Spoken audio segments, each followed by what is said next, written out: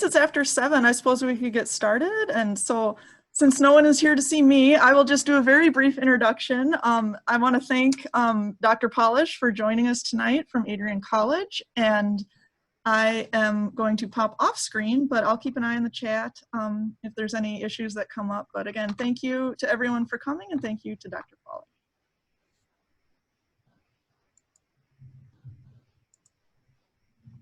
All right, great.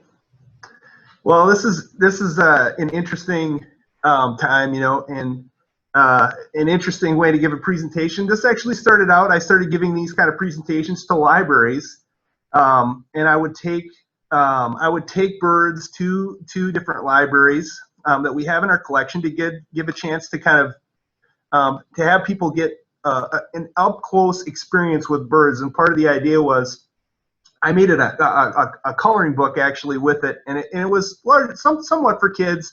I did find that adults love to come too. So I've kind of expanded what we've done in the past, made it virtual here, and so I'm happy to share that with you in McFarland. I'm again Dr. Ben Pawlisch, and I'm from Adrian College. I live in Adrian, Michigan now.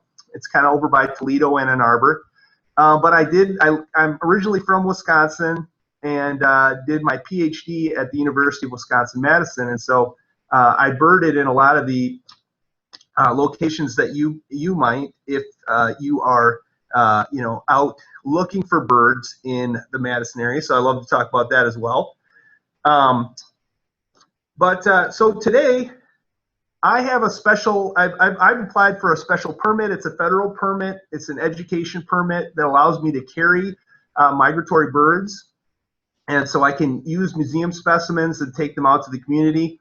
I had to apply to that through the U.S. Fish and Wildlife Service. But I find that when people get really an up close, sometimes birds can be, especially for a beginner, birds can be kind of difficult to catch. Sometimes you need binoculars, you need a tool to be able to find them, and then they can be gone in a second. Well, in this case, today we've got all dead birds, and they have died from a variety of different reasons.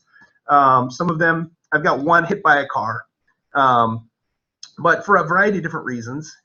They've been collected by different people associated with Adrian College over the years. Some of the specimens go all the way back to the 1850s. And so some of the early, Adrian wasn't really around as a college too much before that time, but early on, already biologists started to collect samples. In fact, oh, never mind. I thought one of them, I've got some from the 50s here. I thought I had one from the 1800s. No. But we had a small museum here at Adrian College for a period of time, and so different specimens were collected from all different areas. We have some specimens from India, but mostly they're from Michigan, and some from Wisconsin as well, because we had one of our biologists did some work over there.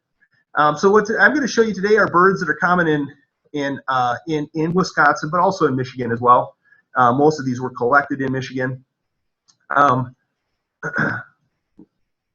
was going to say, one thing that originally got me fascinated and I continue to teach about is this idea of why are there so many species of birds? And I don't know if you've had a chance to kind of look, you know, and explore many different types of species.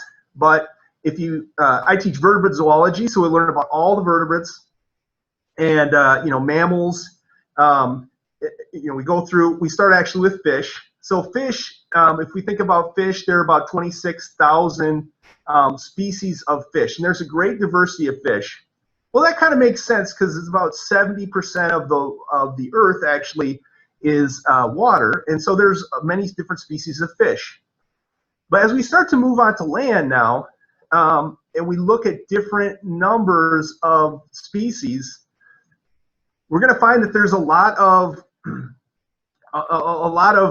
mammals, certainly, but we're going to find even more. So if we look at like lizards and snakes, there are about 7,000 some lizards and snakes. If we look at birds, there are about 10,000 different species of birds around the world. And so it's pretty interesting to think, why are there so many different species?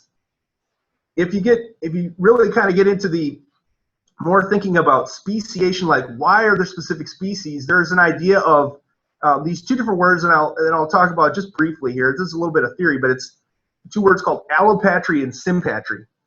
So allopatry basically is this idea that populations and new species arise as there are barriers that arise. And so this makes sense. Like there's a mountain range potentially that separates one species of frog from another. Okay, but I think birds are so fascinating, and one of the reasons, again, I'm drawn to them is that really for birds there are very few barriers. Even if you think about the highest mountains in the world, there are certain species of bird that can go past those. So why are there so many different species of birds? I'm not going to answer all those questions tonight, but we're going to see that there are a lot of different adaptations to feeding. And so one of the cool exhibits that I always love to see in a museum is all the different types of beaks, sizes of birds, and again, all of these different beaks are and feeding styles are adaptations that allow birds to feed in a certain area. And so that's interesting. It's one of the things. Again, you know, as we look across the world, you can think of the birds as being really successful in actually colonizing land and moving across all sorts of different areas. And again, why we see so many different species. So again, it's really fascinating. I'm going to show you some, again, from Wisconsin here to show you a little bit of this diversity. And let's get started. So I'm going to, let's see. I'll start with the blue heron here.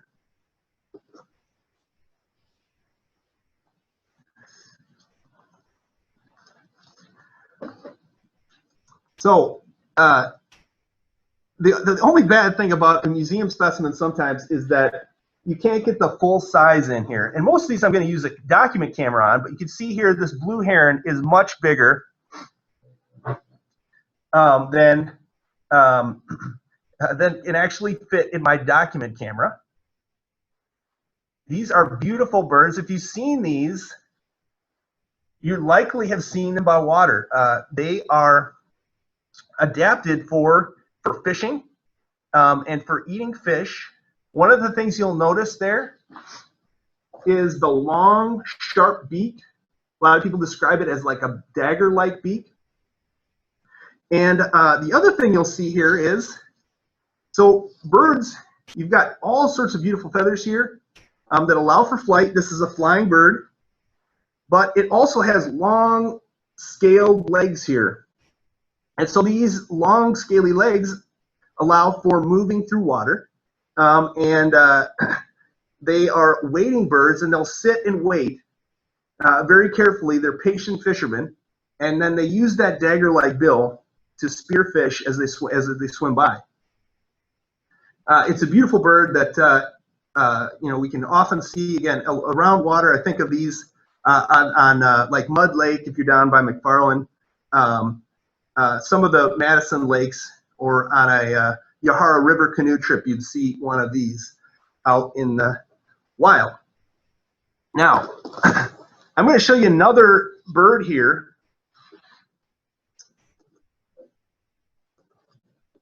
that also has a long bill. Didn't take this one out here. All right. Now I'm going to switch over to my document camera, and that's the way I'll continue to look at these. And again, if you have any questions in the chat, please feel free to interrupt me or ask a question. I'm happy to answer any questions that anybody has. All right.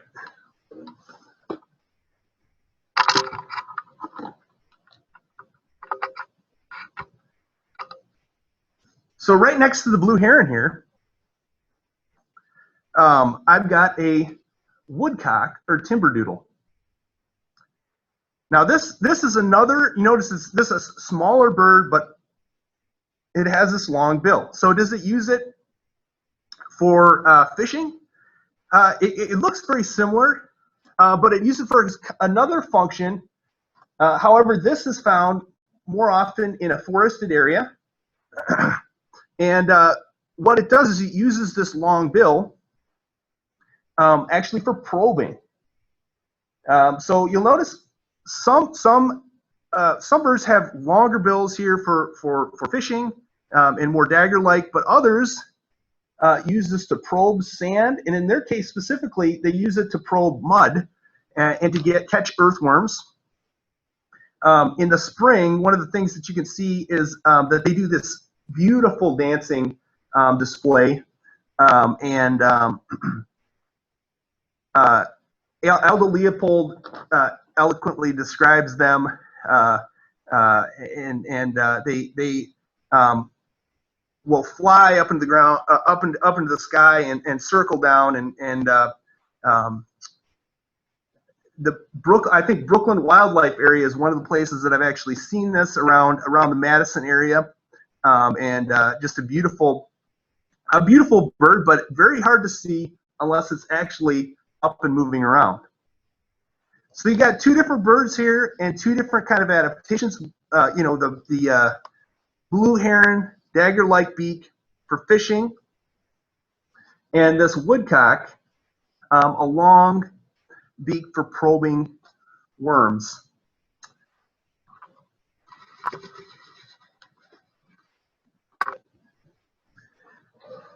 All right, so next here, there was a question about owls. And there are two owls that you're going to find in the Madison area. I was looking around a little bit and remembering about McFarland. McFarland actually is interesting. They've made some different initiatives to make themselves improve their basically making it the community healthy for birds. It's described as a bird city. I was reading about this. And so one of the places they talk about is Orso Park by the disc golf course. Is a place that you could find barred owls. And barred owls are one of my favorite. They're probably something that you've heard, right? Because they have the infamous woo-hoo, woo-hoo, woo-hoo, woo-hoo.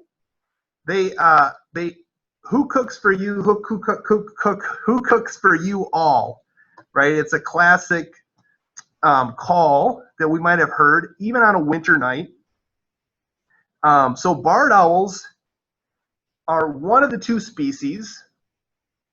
The other one is the great horned owl, which I don't have a good specimen. I got a mount of, but not as easily handled, easy to handle. So one thing you'd notice with that great horned owl, again, it's named for tufts that come off the top of the head. This owl, it's one of the reasons they call it a barred owl is you notice the feathers here in the chest. There's this barring that comes down, but one of the things you could identify them if you see them, not found in this specimen, but found if you were to out looking with binoculars, you would actually see dark chocolate brown eyes. It's very hard to forget if you see that ever. You notice too with these owls actually, instead of having scales along their legs, they have feathers all the way down to their talons below here. You can see how sharp those are. So barred owls are definitely predators that are going to they're going to focus on feeding at night. They're nocturnal. However, you may see them during the day as well, and in a forested area, you might see these guys. Again, they do well in the winter. Having that, they're like actually some of the species that are adapted to further to the north, like a rock ptarmigan or something like that, in having that feathers that go all the way down to their talons below. An interesting thing about an owl, you might, even if you don't see them, again, you might hear them, or you might see something below. like below a tree that they might be in. So this is evidence here that the one might be in your backyard. This is an owl pellet here, and this has been an owl that's been fed a healthy dose of mice. So an interesting tidbit about these guys is they tend to swallow their food, and they then have a lot of hair and bones that kind of build up, and so they then release these pellets, and they fall to the forest floor. So you might find them on the forest floor, and again, it's kind of another way of knowing where these owls may be roosting if you're not a night person and looking for them at night. But I found there's definitely some owls in the Madison area. I remember the great horned owls going down to the Arboretum and routinely seeing them there. All right.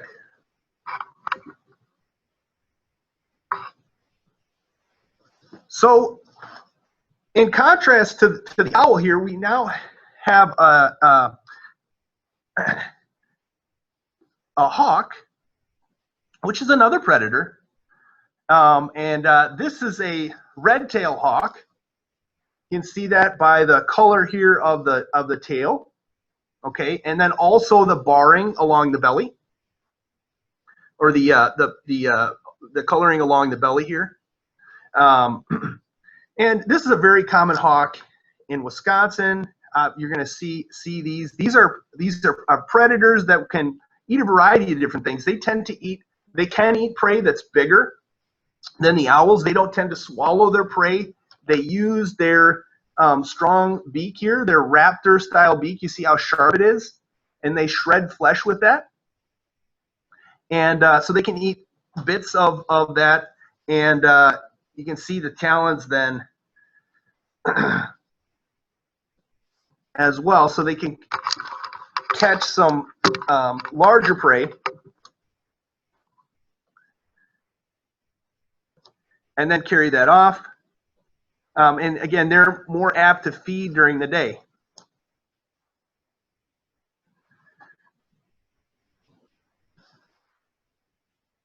There are some smaller hawks, like a Cooper's hawk, that likes to feed on birds. More and more, that's a bird that people see if you have a feeder in the back. And that looks a little bit different. What you're going to see there is some barring and on its tail. And I don't have one of those out so that I can easily find it, but it is barring basically on the tail. It's going to be smaller, and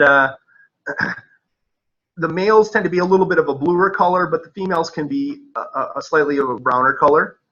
So that's another potential hawk that could be out and about, and they're really bird specialists. So what they're doing is they come to your feeder is actually trying to feed on the birds that come to your feeder. All right.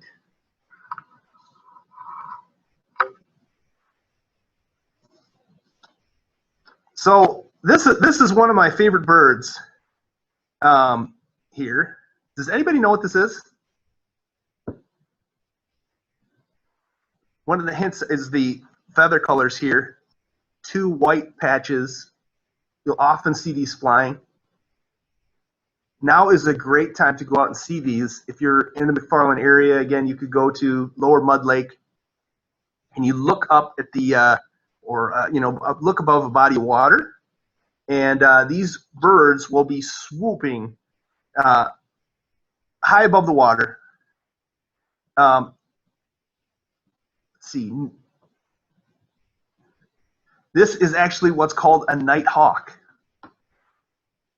If you look at the two side by side, it's a little bit of a misnomer. It's not closely related to other hawks. Specifically, if you look at the beak, okay, you notice that it's short and flat, and it's not that powerful raptor style of beak for tearing flesh. It's a small bird that is voracious, but it spends most of its time actually eating insects. I think I had a fun fact or whatever. I think you can eat up to 1,000 mosquitoes in one night. So maybe this is now, if you didn't know this before, this is your new favorite bird. And so oftentimes you'll see these, now they're going to be migrating through. And so you can see kind of these large groups on bodies of water as they're feeding for different insects. So a nighthawk is actually more closely related to things like a whippoorwill. These are ground nesting birds, but they do then spend a lot of their time flying, and are again wonderful insect eaters that are a great benefit to us. All right. So I think somebody said, now I can get into the smaller birds here, and now I have, this is where my document camera can shine here. All right. So we got a few different birds here. Somebody said their favorite is a blue jay. And blue jays, I know I said the nighthawk is my favorite, but the blue jay also is amazing. And I totally understand why you might say that. There's a lot of interesting behavior that goes on with blue jays, and they're a fascinating bird because they'll come to your feeder. But one thing you might notice is you swear that you just heard a red-tailed hawk. Okay, so red-tailed hawk. Let me see if I can turn this up. The red-tailed hawk sounds like this.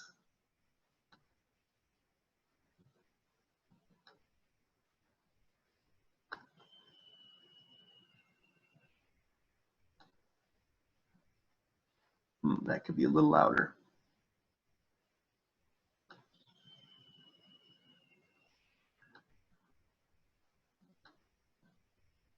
I don't know. Could you hear that okay? Anybody ever hear that?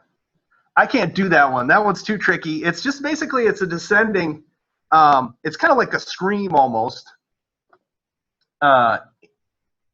It's a loud kind of descending sound.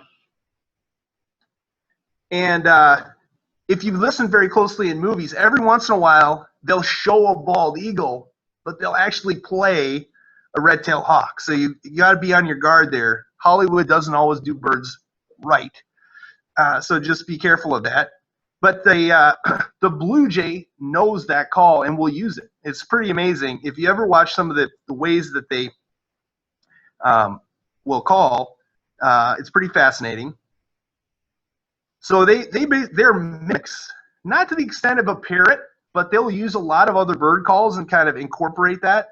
The red-tailed hawk being one of those. They can be a little aggressive around a feeder, and so sometimes people, they get kind of a bad rap.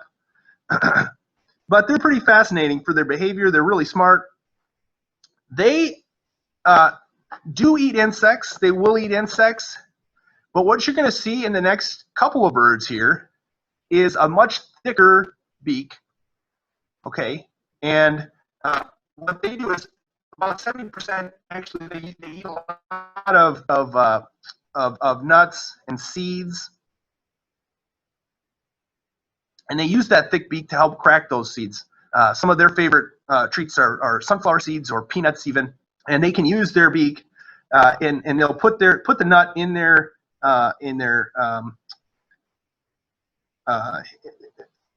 feet basically, and then break it open with their beak, with that tough beak. One of the interesting things, we're going to talk a little bit about pigments. One of the really interesting things about a blue jay is if you look at them, again, they do look blue. However, that's not necessarily from a pigment, and it's more along the line. It's more a reflection actually of the way that the feathers interact, and the way the structure of the feather, basically the way that it reflects the light. On the other hand, you're going to notice things like cardinals and Baltimore Orioles. They have bright colors that are a result of pigments. So the cardinal, right? This is a male cardinal. It's kind of in a little bit rougher shape here, but you notice, and one of the things you'd notice both with the blue jay and the cardinal, which aren't the best in these specimens, but there's a nice crest.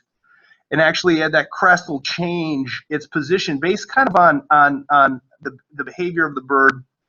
And when they become agitated, or that crest will actually raise up, which is a little harder to see on this museum specimen. But certainly, again, this is a feeder bird in the winter. You can see that thick beak if I hold it up in the right way. And that thick beak allows them to eat the seeds that we put out in our feeders, and they can thrive in that way. One of the cool things to listen for every winter is the sound or the song of a cardinal. And cardinals, they have really beautiful songs with many descending notes. But they begin to sing right after in February. So listen for that song. It's one of those birds that'll actually begin to sing before many of the other birds have before the other birds have returned from migrating. So that's something I always love to hear is like, oh, okay, in February, you're going to start to hear as the day lengths get longer, the song actually, and their behavior is regulated by the photoperiod. So as those day lengths get longer, they start to begin to sing. And again, it's a harbinger of spring. There's so many things that you can observe about birds that kind of tell you about what time of year it is and what time of year it will be. And listening for that song in the winter is always a nice harbinger of spring. So I have another bird here that let's see, let me take him out so you can see a little bit better. Yeah, it won't come out as easily as I thought it would. I'll just keep him in the container. All right. So this is a Baltimore Oriole, and it's a male. And I don't know if you've seen these come in the spring, but this always is kind of a highlight. We had one around our feeder. We put out a hummingbird feeder this spring, and it's a red color. They were attracted to the hummingbird feeder. And then with a neighbor and myself, we started putting out oranges, and it was really fun to see. They first came for some of the nectar. They'll actually eat nectar, but they also love to eat fruit. They do that seasonally. This is a migratory bird that will leave in the winter, but it comes back, and when you see it. Again, it may come to a feeder, but it has certain needs. It doesn't eat the seeds that other birds do, and so you might put out something special for them. You could do chopped oranges or something like that. But again, this is a bird that you can see the pigments in, and these are what are called carotenoids. These orange colors are not synthesized by the bird itself. It's a pigment in the feather that gives it this color. But it gets a lot from its environment. So this is really interesting aspects to carotenoid. It's kind of, you can see something about the diet when you look at the feathers themselves. And so that's a pretty interesting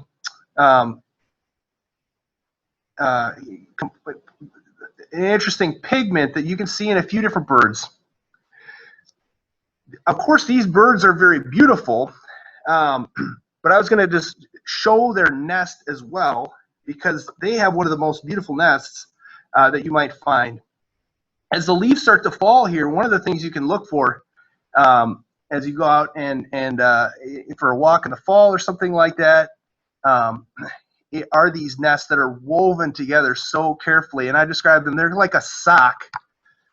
So the bird basically has this very delicate sock that it constructs, and oftentimes it'll build it right into twigs on a tree. It'll be higher up in the tree, so you'll have to look up a ways, but you can see this beautifully ornate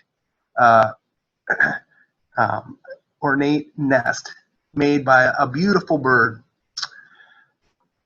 I forgot that I did.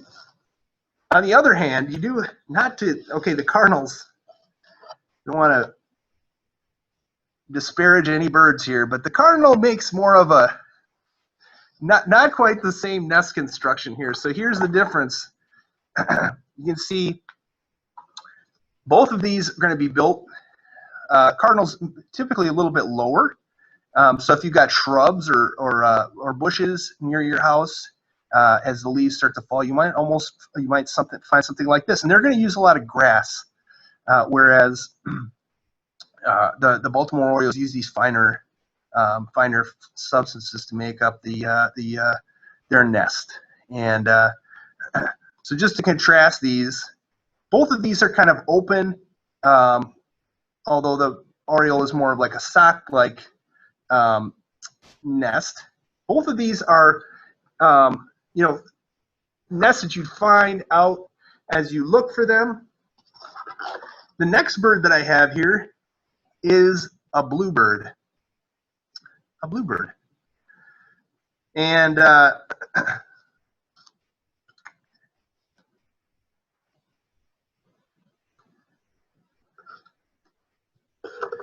there are some great things that, again, thinking about McFarland being a bird city, there's some great things that we can do to help bluebirds. And if you are really into art, maybe art or DIY projects or something like that, there are some really cool and helpful ways to make nest boxes, basically, to encourage bluebirds. And so bluebirds, we're going to find these in more in open areas. You won't find these, maybe in more of an urban area where there's lots of trees, but in more open areas, you're going to see these. And they're wonderful birds they have around. Again, notice they don't have that thick beak like the cardinal and the blue jay. Instead, they've got a beak that's more like an insect eater. So they're a great insect eater. They eat gobs of insects. So if you are, you have an orchard or you have fruit trees or something like that, you have a garden, if you can have bluebirds by that, that's a good thing, because they will eat the insects surrounding that area.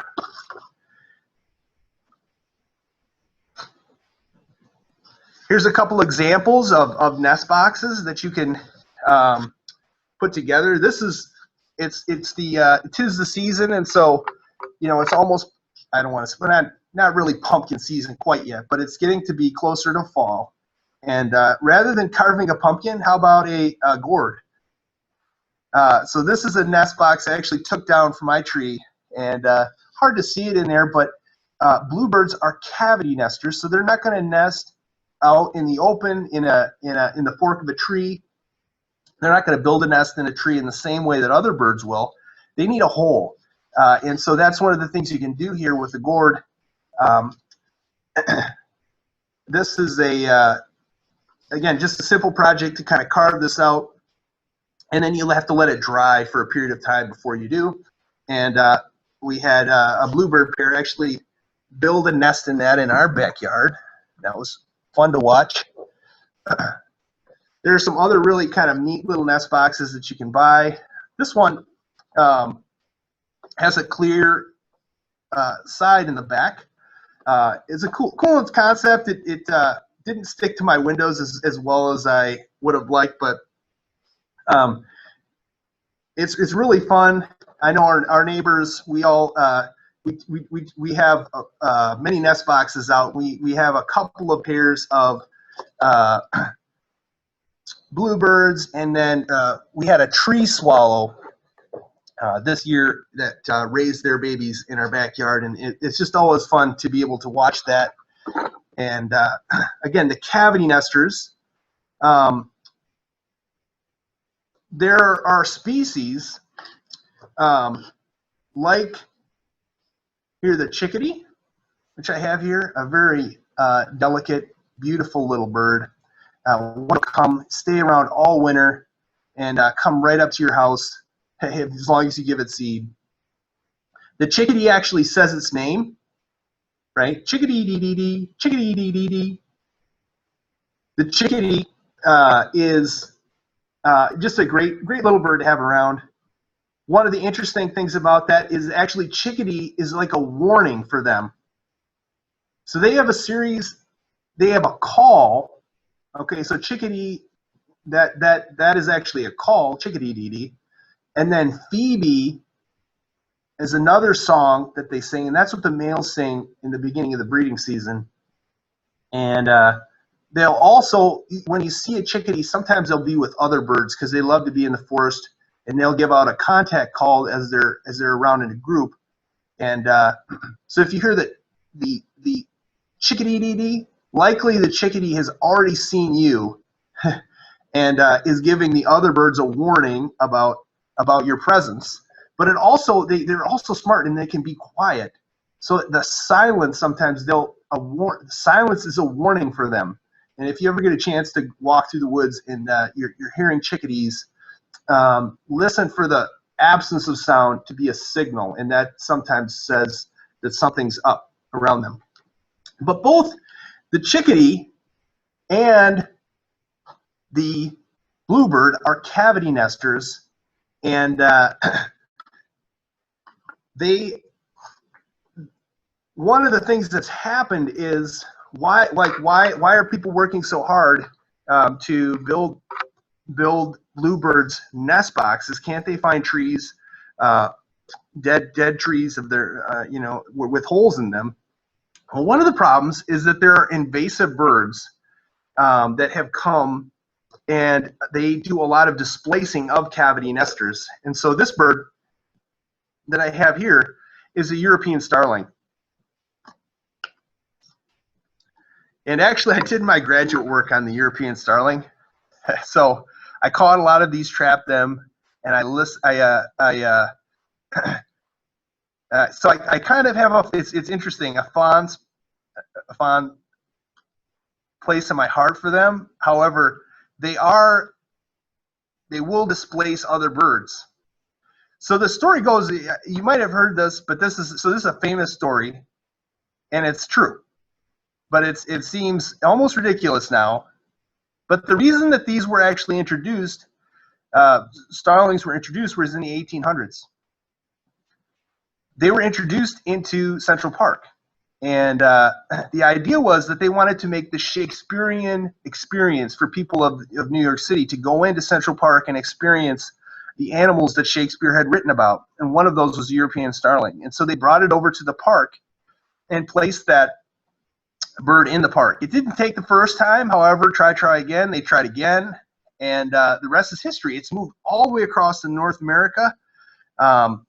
One is these, if you look at their beak, they are generalists, okay? They can feed on, they've got kind of a longer beak. It's not necessarily just seed, but they do well actually eating things like corn, or eating things. They oftentimes feed in agricultural situations, especially in the free-stall barns that we have in dairy country today in Wisconsin. And so there'll be great flocks of these. One of the reasons why these are beautiful birds and cool is they form such big flocks. Okay, they form giant flocks, and they've gone viral on YouTube. I don't know if you know this, but they actually people have recorded them as they fly at night, and they form these giant flocks that move across the earth. And it's actually really beautiful to see. Now, one interesting thing to consider is are these flocks, are they selfish herds, or are they not necessarily selfish? Are they looking out for each other? Are they cooperating as they form those giant flocks? There's some evidence to suggest that some of the older, more dominant birds actually roost in the middle of the flock. So this giant flock that folds over itself, it might be kind of the selfish herd where if you see this, there's some evidence to suggest this, but actually we do a lab here at Adrian College where we look at this in geese routinely, which is a little bit different story, but same kind of idea. Are they looking out for each other? Is it a selfish herd? With starlings, it potentially is that they're this kind of selfish herd where they are in the middle, they're protected from predators, and so all of them are kind of flying to the middle to protect themselves from the predators that might be on the outside.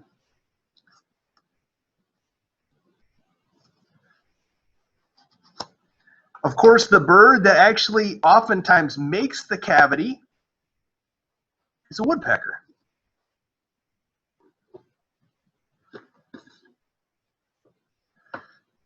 This is a red-headed woodpecker here. It's a beautiful little bird. It has, again, a beak that's going to allow it to cut into the wood of the tree and actually make a cavity so that these other birds can nest successfully. And so they're really important to the success of the other birds. You can see, again, it's got a long beak, a long tongue that allows it to eat insects. Red-headed woodpeckers are a little bit different. They do make these large holes for nesting, but they don't eat necessarily bugs in the tree in the same way that many other woodpeckers do. They eat a lot of birds, not necessarily on the tree, or on the tree rather than necessarily in the tree and making smaller holes. One of the things you'll notice with them, again, is very strong feet to cling to a tree and then stiff tails on the back so they can sit right vertically on that tree and hop up the tree to find insects. All right.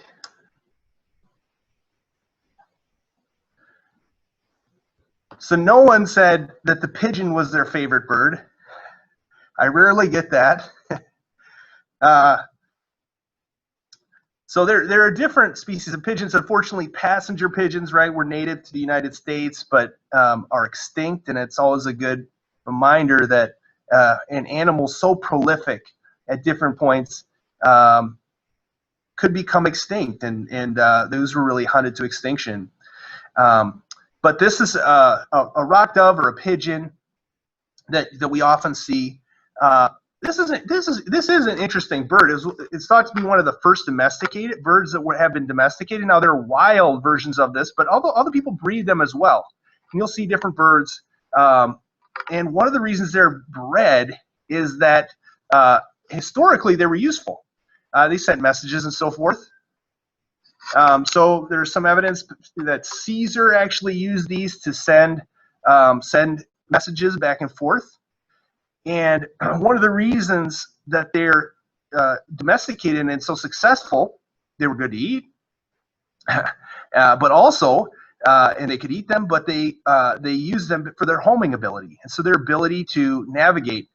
And so there are so many different ways that these birds, almost redundant systems that allow these birds to navigate and fly so well.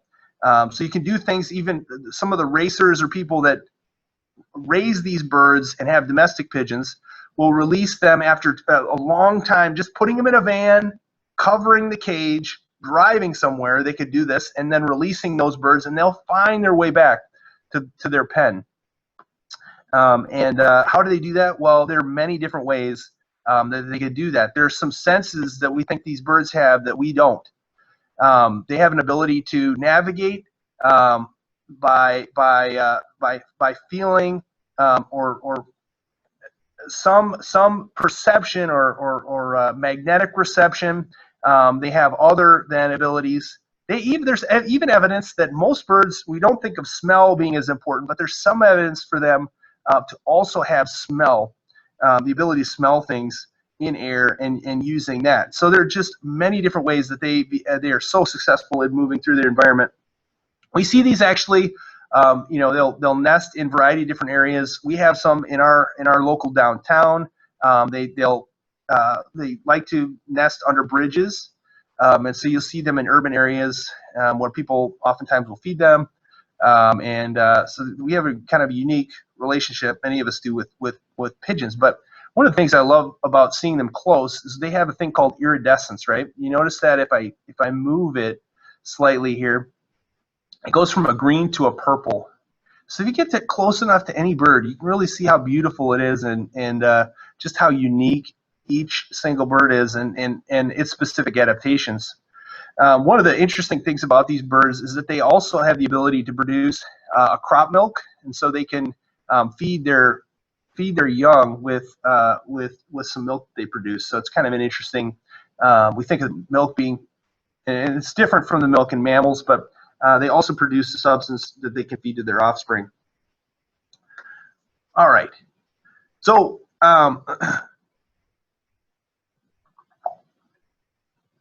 I have a few other birds that I'd like to show here, and I'm gonna talk about the hummingbird for, I think, one of the last birds here, and then I'll open it up maybe for a few questions. But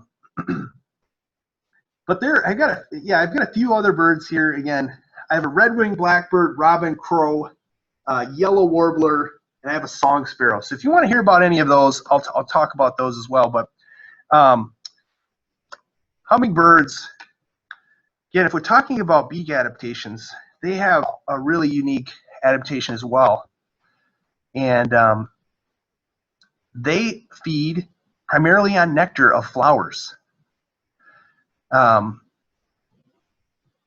One of the amazing abilities that they have is the ability to hover. So they fly like many of these other birds, basically flap their wings, where they move them forward and then produce lift in that way. But these birds move their wings in almost a figure-8 pattern so that they can stay at a flower for a period of time and then drink the nectar. They tend to pollinate in higher elevation areas where it tends to be a little bit wetter, so they're gonna specialize on certain plants, and then they're going to trade with honeybees. So certain plants, especially if it's in drier, warmer areas, honeybees might be more prevalent, and hummingbirds, however, they love red flowers. Bees have some different abilities to be able to see some of the other aspects of, like, ultraviolet, violet colors are things that bees maybe prefer. But that's why. So if you see a hummingbird feeder, it might be tinged with red around the edges. Some people put in a dye, but you don't necessarily need to do that to attract them. Most of the feeders actually have some kind of a red coloration around them. There's a few plants that they really love. My neighbor loves to photograph these, so he has put out some flowers called Crocosmia, which has these kind of red flowers. And right now he's getting some beautiful pictures of the hummingbirds coming through, and getting them while they're hovering. It's amazing to be able to see the way that they fly. And then again, this long tongue and long beak goes all the way into that flower, so they can drink the nectar, and they help then pollinate these plants, and so it can be an important pollinator for different flower species. All right, so like I said, I have a few species that I could continue to talk about here. I've got a red-winged blackbird out. I've got a crow. I also have a song sparrow and a yellow warbler. If you have any other questions, though, or birds you want to know more about, I'm happy to answer any questions.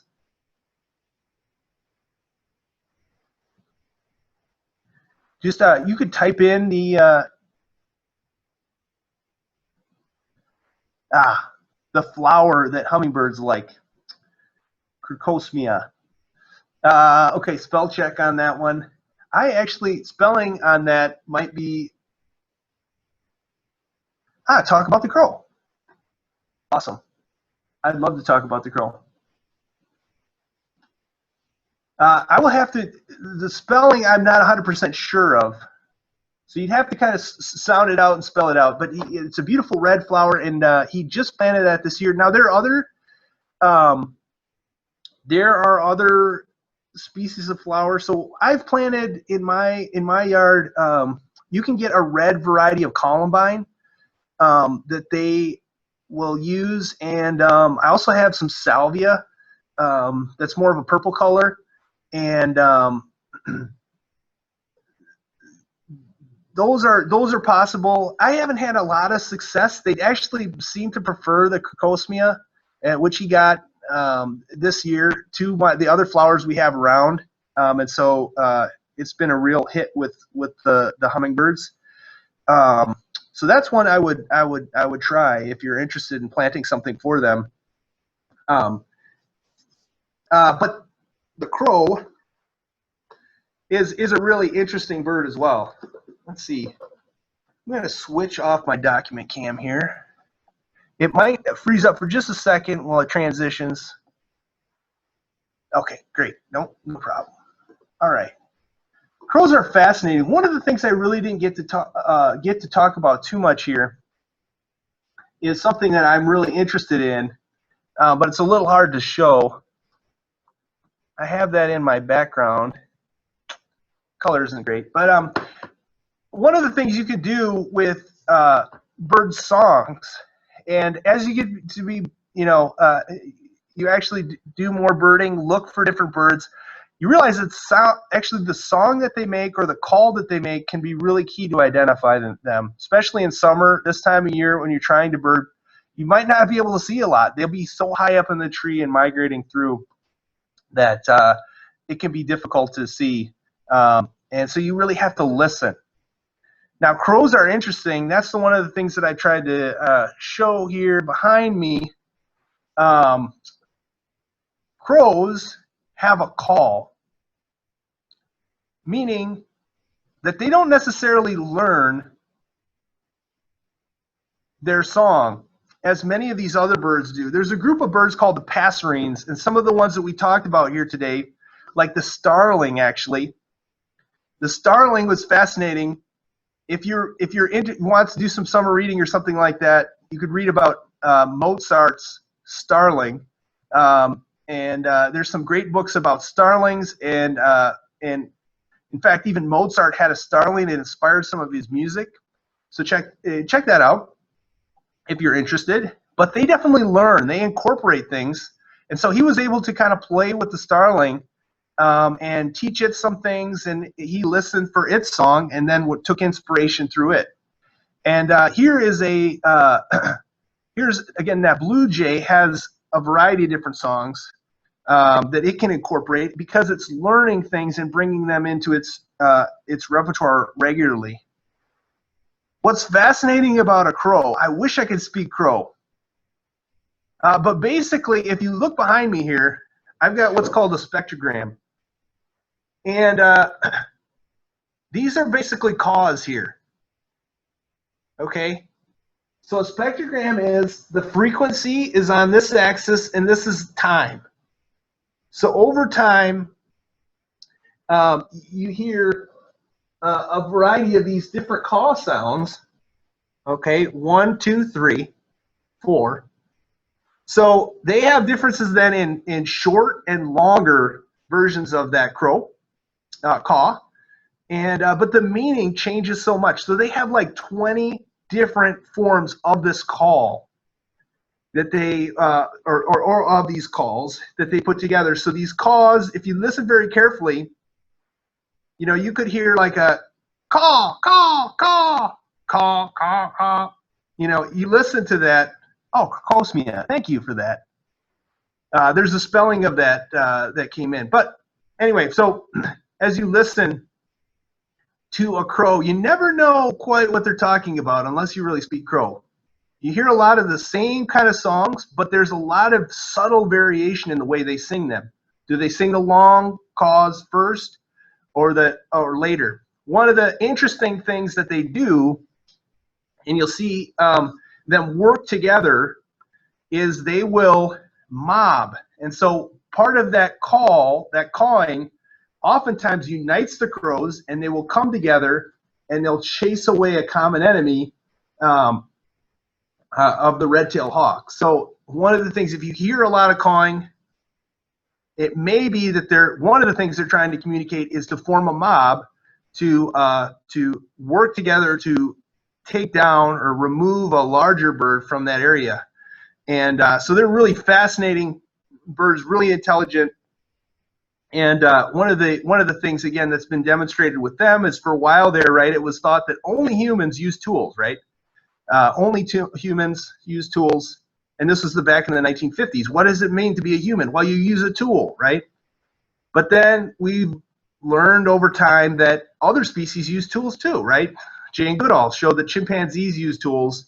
And now there's awesome footage here. There's beautiful, if you look on YouTube or nature specials, they'll show some of the tool use of Caledonian crows and other crows. And they're so smart in the way that they move through their environment. So again, I always wish I knew what they were saying, but it's very subtle differences in the way that they actually communicate. Other birds, I just got one last thing here. This is an example of a song sparrow that I recorded. And this is a little brown bird. There's a lot of sparrows, but one of the ways you can identify them is a little patch here on the chest and a little extra brown coloration there. So song sparrows one of the reasons they get their name is they are amazing in their ability to sing. So one of the cool things about listening to this, now this is something you listen to in winter, early winter, or later winter, in spring, is they have singing competitions.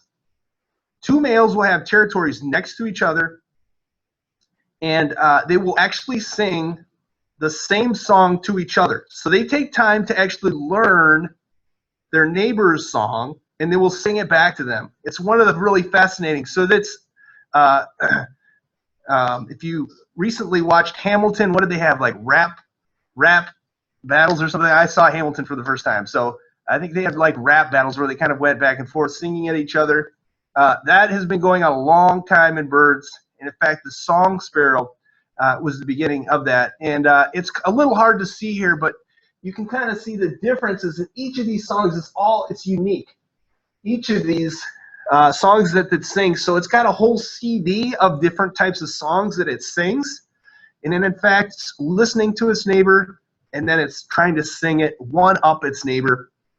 And it has these really fascinating song battles. And so I've recorded a few of these in Michigan and around the area, and I'm just blown away by how many different varieties that they can sing. And again, listening, that they kind of listen and repeat to each other. I think there was one last question I didn't address. How far do the hummingbirds fly? They can go all the way down to Central America from Michigan. So they definitely go a long way. And it's amazing to see those little birds fly those great distances, but they do that. All right. Does anybody have any other songs or questions? Otherwise, I think I've taken my time here. I'm happy to stay a little bit longer though, and if you have any other questions, you want to see a bird or something like that, I can see if I can dig out a specimen.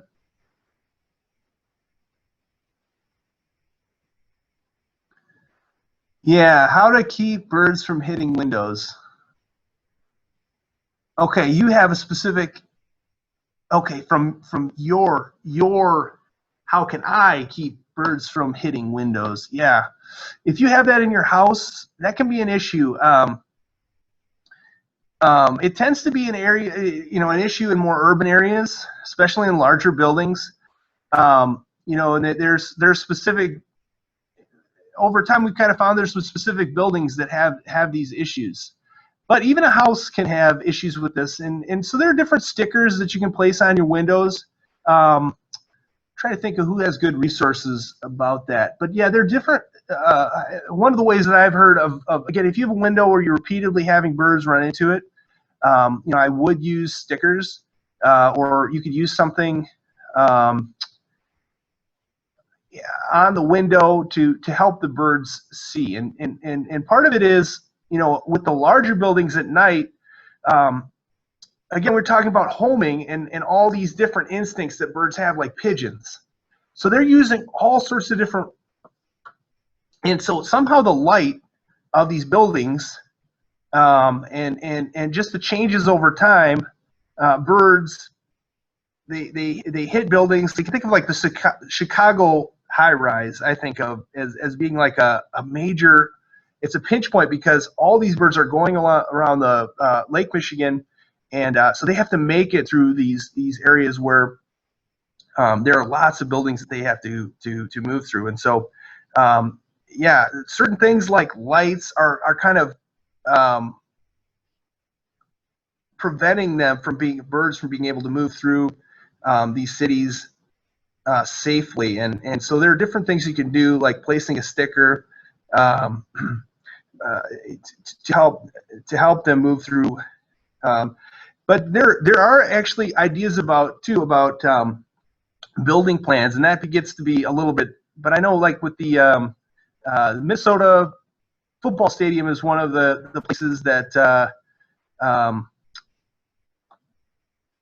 they recently built, I believe, but they've had some problems. So there are just different ways that you can build a design with less glass, or glass that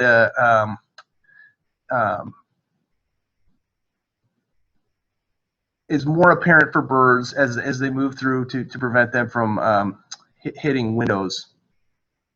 Some birds, however, I don't know, Cardinals are infamous for seeing the reflection. So they'll come after other birds, and they'll actually come after the reflection. So if they see a reflection in the window, sometimes they'll go and attack it.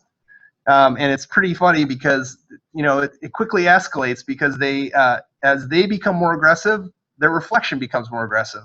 And so that is another sometimes that happens to people as well near their house. How long do hummingbirds stick around in Wisconsin? Some of them some are migrating, but they'll yeah, probably with the end of the month or so. I couldn't give you a specific date. It probably depends a little bit on local weather and those kind of things, but a lot of that is programmed. Again, thinking about like photo period, and so the birds get this sense of, hey, let's go, and what term we use is migratory restlessness, that the bird it starts to prepare its body, it gets all ready to go, and so yeah, hummingbirds. I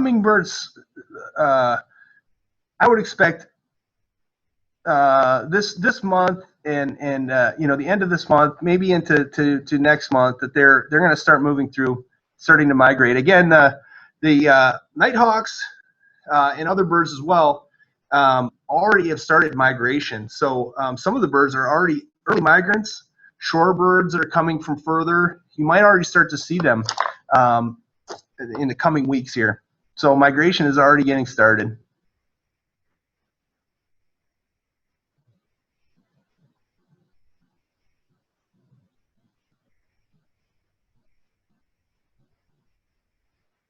All right. Well, thanks for coming along on this journey with me, seeing all the birds here, and again, I hope you take away this idea of all these adaptations. And even though the birds are they can fly, and there's not that many barriers around, there's so many different adaptations, and they become very specialized. And so each of these birds you look and it's almost that each bird you look at has some kind of unique feeding adaptation. You look at the bill, you look at the beak, you look at its body, and there's just all sorts of unique aspects. And there's 10,000 of them, so there's birds, you know, for everyone to continue to learn.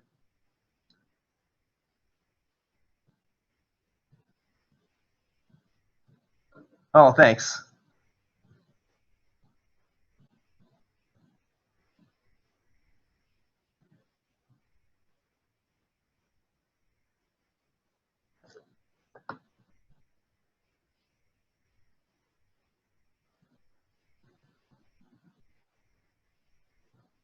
And did you have any other anything else to say, or? No, just again, thank you everyone for coming, and thank you very much, Dr. Pawlisch. It was very informative, and